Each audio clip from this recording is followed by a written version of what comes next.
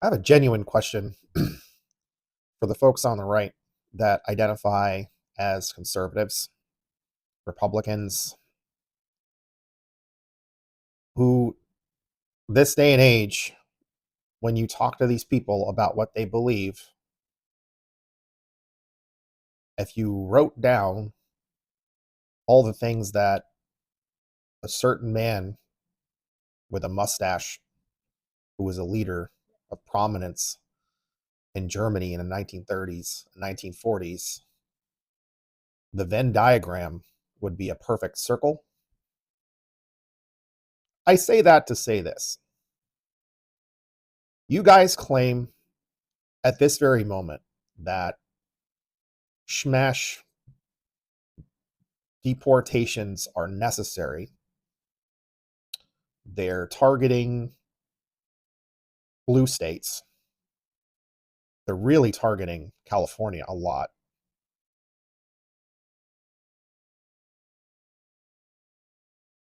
Are you guys aware which states fund almost everything that you guys take advantage of in this country?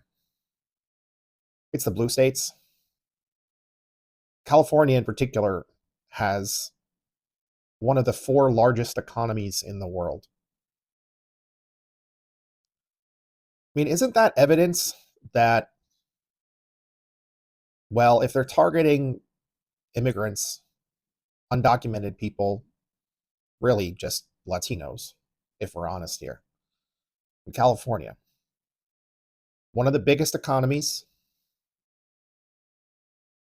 net contributors to the entirety of the United States.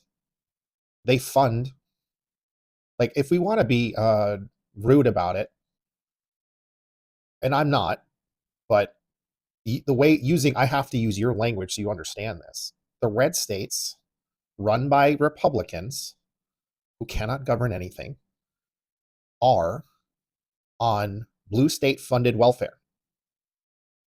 We pay for your Medicaid, we pay for your Medicare, we fund Social Security. Undocumented people pay into all of that stuff, and they can't use any of it except for Medicaid that's funded by states if they happen to have a medical emergency, which doesn't reimburse the undocumented person. It reimburses the hospitals so they can pay their bills because they are there to treat people who need help, medical attention. If you're saying that people that walk into an emergency room because they need help and you think they should be denied that help, you're in disagreement with basically everybody in this country. It's been the standard that we should take care of people. That's just full stop. That's the right thing to do every single time. United States policy, when we go to foreign wars, which we do a lot of, by the way, which is what a lot of our tax dollars pay for, by the way, and we don't really get anything out of that. We get more instability.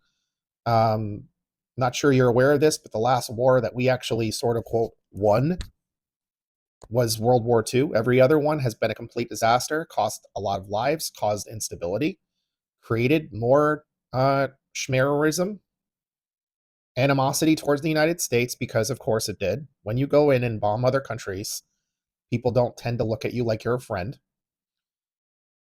When you cause disruption that ends formal governance that was democratically elected, that tends to create power vacuums, and sometimes more extreme groups end up in power because, of course, all throughout history, the far right benefits from chaos. People look to authoritarianism. They're wrong every time they do that. It's been devastating to people basically everywhere where authoritarians rule. They do not bring stability. They do not bring unity. They do not benefit their people. We're seeing it right now. Republicans have all the power, and what are they doing? They are hurting people. They are blowing up our tax dollars. They are letting people that have committed heinous crimes against the people go. They've let them off, and they're penalizing people that are beneficial to society. All of them. Every last one. Make it make sense. It's not about the economics, because immigrants, undocumented people, they contribute $96.7 billion per year. They pay into taxes, like I just said. The ones that don't, they don't owe any taxes. If anything, they pay probably too much. They're not allowed to use benefits because they don't have a social security number. They have an ITIN number, so they can be in the system, so they can pay in, but they don't get to take out. They don't really, they commit negligible amounts of crime, and we have laws for crime. If they commit crimes and they get caught, they get due process, and then they get deported. So we already have a system that addresses that. We have way more criminals in this country that are native. We have the most in the world. We have more prisoners per capita by a long shot. So how's that criminal justice system working? It seems like it's mostly just meant to produce slavery. It's a system based on vengeance, not justice. It's not about reducing crime. It's about slavery, exploitation. We have tons of for-profit prisons. I think it's a result of decades-long attack by Republicans on public education, on mass spread of misinformation and disinformation in our media, doing everything they can to produce more poverty. Because anytime you ask Republicans to fund anything that would address poverty and wealth inequality, which are the greatest causal factors that produce crime, they say no. And if anything, they will try to undermine current measures that do address those things to some degree. I say Republicans can't govern because it is demonstrably true. They show a great disdain for the American people, for the vast majority of us. They serve the wealthy. They serve capital. And capitalism is just a system that cannot sustain itself without slavery, without a permanent underclass. And I got bad news for Republicans. That's you too. The vast majority of you guys are in poverty. The vast majority of you guys use public benefits like SNAP, like Medicaid, like Medicare. And I'm not hating on you for using those programs. If you need them, I think you deserve them. But Republicans just passed a bill to say, yeah, we're going to cut about $1 trillion. They use funny little language about how they're doing that. They're blaming it on able-bodied 30-something-year-olds in their mother's basement playing video games, when that's just a lie. That's a lie. That's not a thing. If you actually do a deep dive into the data, like, that's almost never the case. It's not like we don't have systems of accountability. It's not like we don't screen for abuse of those funds. It's difficult to get on those programs as it is, and it's not like you're living off of Medicaid. Medicaid just pays for medical bills. So if you're contacting medical services, that's how you get, Medicaid to pay for something. It's not like you're getting money. And SNAP, it's like a meager benefit. That's for people that are already very poor, people that are already really struggling. We have lots of distressed towns and communities because of policies that both sides of the aisle have participated in.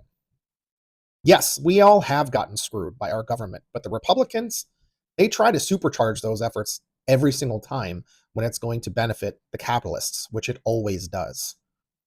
Immigrants are not why you're not getting more help. The Republicans decide on a regular basis. If you actually pay attention, never mind what their rhetoric is, look at their votes. You look at the things that the Democrats support and their actions back it up. And you look at the things that Republicans talk about supporting, or the reasons why they don't support something, and you look at their records and their actions, it doesn't match up. They don't care about you. Trump does not care about you. The Republican Party does not care about you. They use you to get power, and then they abuse it. And they have all the power now. And what are they doing? Instead of helping you, they're funding ICE by the tune of $175 billion to go after people that are the drivers of our economy, people that have not committed crimes. If they did commit crimes, they have the normal system of justice to follow. That is not what they're doing. They're kidnapping and disappearing people, and they're sending them to for-profit prisons. There's two companies that are, you know, responsible for the private prisons that are for profit, that are enslaving people, that the people in this regime have stock in. They're getting a direct profit. There are so many different things, if you look at the executive orders, that should make you scratch your head. Like, why are they stopping looking at crypto crimes? Why are they trying to get rid of the Consumer Financial Protection Bureau? Why do they want to abolish the Department of Education when that helps our kids get an education, get services that they need? Why are they pardoning people that have committed heinous crimes?